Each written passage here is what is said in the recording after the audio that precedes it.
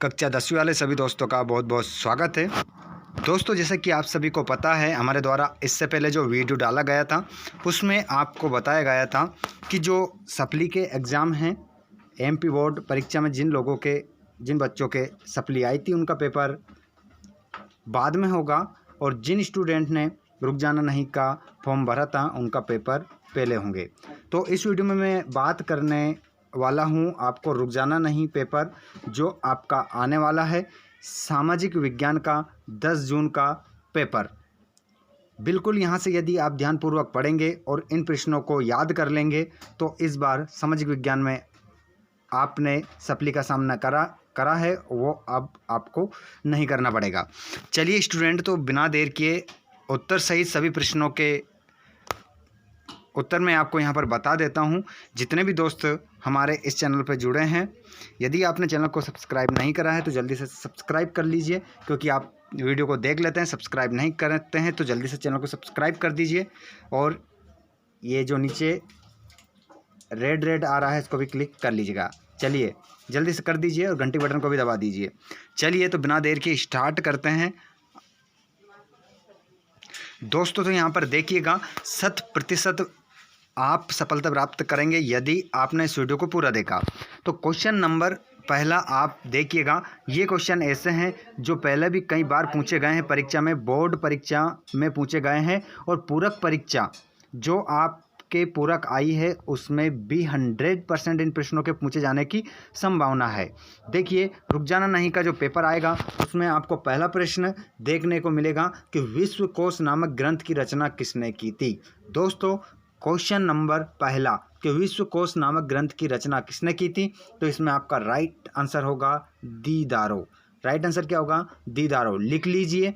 इसका पीडीएफ मैं आपको अभी यही वीडियो समाप्त होने के बाद मैं टेलीग्राम पर सेंड कर दूंगा। टेलीग्राम की लिंक डिस्क्रिप्शन में है, वहां पर जाइएगा और टेलीग्राम को ज्वाइन कर लीजिएगा। वहां पर ऑल सब्जेक्ट के वीडियो आपको वहां पर मिल जाएंगे। क्वेश्चन नंबर दूसरा, लौह अयस्क किस प्रकार का संसाधन है? तो लौह अयस्क किस प्रकार का संसाधन है? वो है दोस्तों अनवीकरणीय।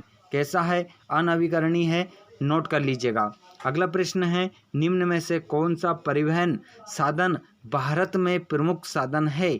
तो दोस्तों हाँ, यहाँ पर आपका जो राइट आंसर होगा वो होगा सड़क परिवहन। चलिए आगे बढ़ेंगे बिना देर किए। और क्वेश्चन नंबर आपका चौथा, सामान्यतः किसी देश का विकास किस आधार पर निर्धारित किया जा सकता है? तो दोस्तों सामान्यतः किसी भी देश का विकास हो वो निर्धारित किया जाता है प्रति व्यक्ति आय पर और औसत साक्षरता स्तर पर और लोगों की स्वास्थ्य स्थिति पर। कहने का तात्पर्य इन सभी उपर्युक्त सभी के आधार पर निर्धारित किया जाता है। अगला क्वेश्चन है, भारत में यहाँ औरतों के लिए आरक्षण की व्यवस्था है? तो यहाँ पर स्क्रीन पर आपको 4 ऑप्शन दिखाई दे रहे हैं, उसमें से आपका जो राइट आंसर होगा पंचायती राज की संस्थाएं। ठीक है, करेक्ट आंसर होगा।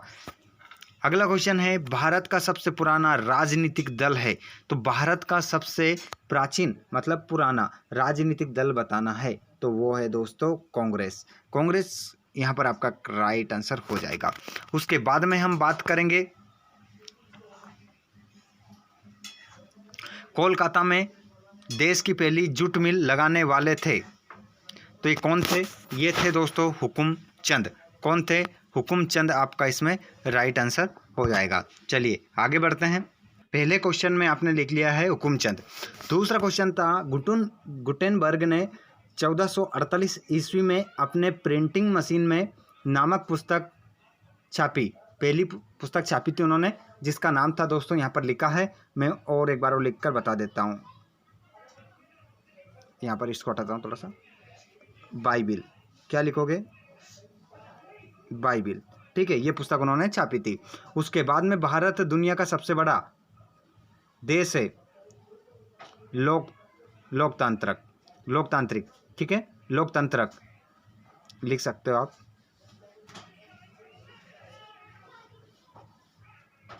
ठीक है, लोकतंत्र का आप इसमें लिख सकते हो। उसके बाद में भारत में अनुपात में श्रमिक असंगठित क्षेत्र में काम कर रहे हैं, तो इस खालिस्तान में क्या लिख दोगे? बड़े। क्या लिख दोगे, बड़े लिख दीजिएगा। गलती मत कीजिएगा। आप सभी स्टूडेंट, इससे पहले भी हमारे द्वारा सभी सब्जेक्ट के वीडियो डाल दिए गए हैं। यदि आपने नहीं देखा है तो चैनल के प्लेलिस्ट में जा सकते हैं या डिस्क्रिप्शन में मैं प्लेलिस्ट दे दूंगा, वहाँ पर जाकर आप देख सकते हैं। क्वेश्चन नंबर 5, परिवारों की ऋण की अधिकांश ज़रूरतें अनौपचारिक स्रोत से पूरी होती है। ठीक है, तो यहाँ पर आप क्या लिखोगे, गरीब। गरीब लिखा है, गरीब लिख लीजिएगा। छठा, भारत का सबसे अधिक पेट्रोलियम उत्पादन क्षेत्र से प्राप्त होता है, तो इसमें क्या लिखोगे, मुंबई हाई। क्या लिखोगे साथियों, मुंबई हाई आपका करेक्ट आंसर इसमें हो जाएगा, मुंबई हाई लिख लीजिएगा। आगे बढ़िएगा। क्वेश्चन नंबर 7, भारत में विनिर्माण उद्योग से कुल घरेलू उत्पादन का प्रतिशत प्राप्त होता है, तो इस खालिस्तान में लिख लीजिए 17.2। ठीक है, आगे बढ़ेंगे और आगे आप लोगों को जोड़ी देखने को यहाँ पर मिलेगी कि आईटी ने सेवाओं के उत्पादन के प्रसार में सहायता की, तो इसको आप मिला सकते हैं, किससे मिलाएंगे, कॉल सेंटर से। ठीक है, सरकार के विभिन्न अंगों के बीच सत्ता का बंटवारा, इसको आप मिला लीजिए, अधिकारों का वितरण। भारतीय संघ प्रधानमंत्री, राजनीतिक दल, इसको आप मिलाओगे असम गण परिषद। और रियो डी जेनेरो पृथ्वी सम्मेलन 1992, इसको आप मिला लीजिए, ब्राज़ील। और गुलाबी सिर वाली बतख, ये लुप्त हो चुकी है। ठीक है, जोड़ी हो चुकी है। जैसे ही इसके बाद में दूसरा प्रश्न कंप्लीट होगा, आपके 32 ऑब्जेक्टिव कंप्लीट हो जाएंगे। और ये ऐसे प्रश्न हैं जो पूछे ही जाते हैं साथियों, और आपको पास होना है, उत्तीर्ण की मार्कशीट प्राप्त करना है, तो वीडियो को पूरा देखिएगा और जो जो आपको बताया जाता है इसको कंप्लीट कर लीजिएगा। जितने भी स्टूडेंट हमारे इस वीडियो को देख रहे हैं, इस क्लास में जुड़ रहे हैं, यदि आपने चैनल को सब्सक्राइब नहीं किया है, आने वाले वीडियो को पाने के लिए चैनल को सब्सक्राइब करके घंटी के बटन को ज़रूर दबाइएगा। जल्दी से सब्सक्राइब कर दीजिए, मुझे पता है आप लोग सब्सक्राइब नहीं करते हैं, तो जल्दी से एक बार सब्सक्राइब कर दीजिए। कर दिया, जल्दी से घंटे बटन को भी ऑल पर करिएगा। चलिए आगे बढ़ेंगे, सत्यासत्य देखेंगे और एक वाक्य में उत्तर देखेंगे। ठीक है, यहाँ पर ये जो क्वेश्चन आपको दिख रहे हैं साथ के साथ ही, ये साथ के साथ क्वेश्चन मैं आपको सेंड करने वाला हूँ टेलीग्राम पर, लिखकर भेज दूंगा मैं। और अगर मैं भूल जाऊँ, वैसे मैं वीडियो समाप्त होते ही भेज दूंगा आपको। ठीक है, आप कंप्लीट कर लेना वहाँ से इनके उत्तर। ठीक है, चलिए। और यहाँ पर ये सत्यासत्य आप देख सकते हैं।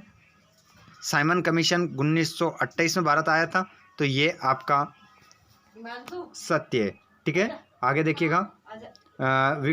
विक्टोरिया कालीन ब्रिटेन में उच्च वर्ग के लोग हाथ से बनी वस्तुओं को महत्व देते हैं, सत्य। उसके बाद में मार्टिन लूथर प्रोटेस्टेंट धर्म सुधारक था, तो सत्य। और सुंदरवन राष्ट्रीय उद्यान उत्तराखंड में स्थित है, यह सत्य। अलग अलग देशों के सामने एक समान चुनौतियाँ होती है, असत्य। और लाफ्ट वाला उपभोक्ता समस्याओं के निराकरण की प्रक्रिया अत्यंत सरल और शीघ्र होती है, ये भी असत्य होगा। चलिए, यहाँ पर 6, 7, 8, 9, 10, 11, 12, 13, 14, 15, 16, 17, ये सभी क्वेश्चन एक बार आप पढ़ लीजिएगा। बहुत ही महत्वपूर्ण क्वेश्चन है। आने वाले 10 जून का जो पेपर है उसमें ये प्रश्न आपको देखने को मिलेंगे। ठीक है, क्वेश्चन नंबर आपके कंप्लीट हो चुके हैं, इनको याद कर लीजिए, बहुत ही महत्वपूर्ण प्रश्न है। चलिए मिलते हैं हम अगले वीडियो में अगले सब्जेक्ट के साथ। धन्यवाद, थैंक्स फॉर वॉचिंग।